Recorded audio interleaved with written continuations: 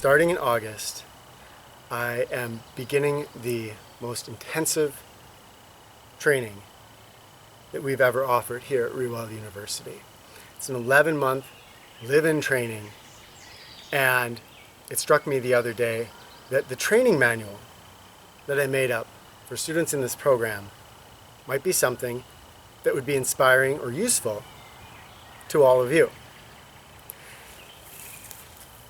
When students come out for this program, they're going to be living monastically. And what I mean by that is that they're living on site, and instead of coming into the training and then going back to their regular lives, they're immersed in that training for a full 11 months. Now, most of us probably, don't want to take the next 11 months and completely devote it to holistic shifts in our physical being, in our mental being, in our emotional being. But I think it's probably safe to say that almost all of you who are watching this are engaged in training at some level, in the sense that there's something that you're trying to grow or evolve or shift inside of you. It might be the way that you treat other people, it might be your diet, it might mean that you want to change how much you exercise or move in life. It can be anything, but again, I think probably most of you are here because there's something that you're looking to shift in your life at some level. So what I'd like to do is offer this up as a free gift, and I'm just going to put a link at the end of this video to my website where you can go to the student section, and there it is. It's not pretty, I don't have any pictures on it or anything at this point. Maybe I'll pretty it up at some point. But it just goes over, first of all, what people will experience when they first come here, a little bit about what their daily life is going to be like. And that might just be fun and inspiring to read. And then it talks about, when we're out in the woods, for most people, time dilates. So back in civilization, I've got this and this and this on my schedule, days fly by. At least for me in the woods, and for most people I've seen, time slows way down as soon as you're out in the woods. And once you start living in the woods, it really slows down. And so one of the challenges that people face out here is, what do I do in this moment? Because my day feels like it's 4 days long, and it stretches on. And it can get boring. I'm sitting out here, I have a stretch of 5 hours in front of me. There's no schedule, there's nothing being asked of me. What do I do? And this training manual, it answers that question of what you do by giving you a tool that I call the 3 pillars of training. And it applies to those of us that are living regular lives in houses as well. Because we often come up against that. We have this moment right now. What should I do? Check the email, play a video game, watch a movie, call my dad. What am I going to do with this moment? And a lot of times, our lives can just get into sort of an autopilot movement from one thing to another. For a lot of us, of course, it feels like we're always trying to play catch up and then zoning out on TV because we feel stressed out. This shifts our entire approach to what we do with our time. I'm going to describe a little bit about the 3 pillars of training, and if you want, you can just take what you get from this video. Otherwise, again, at the end of the video, I'll link to that training manual. It's the Forest Monk training manual, and you can read through it and see what else you get from it, because it has a lot of stuff in it that I won't cover. The idea behind the 3 pillars of training are that if I say, at this moment in my life, I'm going to start devoting myself to personal growth and evolution. And I'm going to look at each moment, and I'm going to apply the 3 pillars of training to this moment. And the 3 pillars are movement, meditation, and awareness. And what that means is that if I'm here and I'm like, oh, I'm bored, what am I going to do? I have this choice. I can engage in movement, I can engage in meditation, I can engage in awareness. And giving myself those 3 choices, it instantly takes my mind away from, oh, well, there's that cool show on, or this or that, to here's this precious moment right in front of me. How can I engage with it? And I have these 3 tools of engagement that really will help me sink into this moment. Movement means that in any moment, I can look and see what's my body doing in space. If I'm sitting in a couch and I'm like this, my body's in this state of, it feels like relaxation, but this isn't really relaxation, because what's happening to me here is my body is weakening and it's adapting to this posture.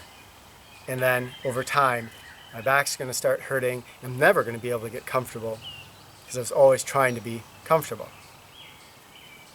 Here's one aspect of movement. Can I adjust my posture? If I'm sitting, can I lean back a little bit, engage my abdominals? Maybe I sit, and I'm going to sit in a V. If I am watching that movie, can I stretch while I'm watching a movie? Can I do push-ups or plank or yoga? I like to divide movement into 3 basic categories. The one is lifestyle movement, and that's what I'm talking about here. In my regular life, if I'm standing talking to somebody, can I stand on one foot? Are there ways that I can shift my body slightly out of balance so that muscles, my sense of balance, my agility perhaps, are having to engage? Where if I'm just slumped, everything's sort of out of engagement. So that is lifestyle movement. And it's fun because we can start to play with it in any moment of our life, even when we are watching a movie or relaxing. Sitting around a campfire, perfect place. It can get kind of goofy because, instead of just sitting around the campfire, people are sitting around the campfire and talking in a yoga pose or something. And it's different. It's a different paradigm. But once you get used to it, your body's starting to engage all the time. And it's actually fun. The second type of movement is play. And that's something we do a lot of out here. Chasing each other through the woods, climbing trees, exploring. Play, if we adults especially can relearn how to play, because a lot of us have forgotten, we get incredible workouts without even noticing that we're working out. The last part of movement, and to me, kind of the least important, is deliberate movement that a lot of us call exercise. With lifestyle movement and with play, we get these enormously great, fun workouts. And then we can supplement it with deliberate movement. In the training manual, I have all kinds of exercises. Unfortunately, I don't describe them all because when students are here, I'm teaching them exactly how these exercises are done. So I'd probably have to do a different video for every exercise. And that's not the purpose of this.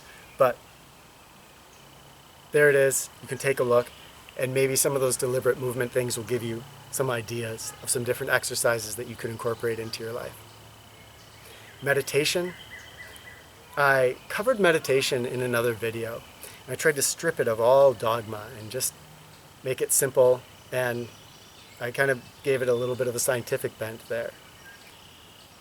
Here in this training manual, we go deeper into different kinds of meditation and how they can change how we process mentally and physically. And a lot of it It just shifts us away from a fear-based or reactive-based approach to life into a more interactive-based approach to life. Really,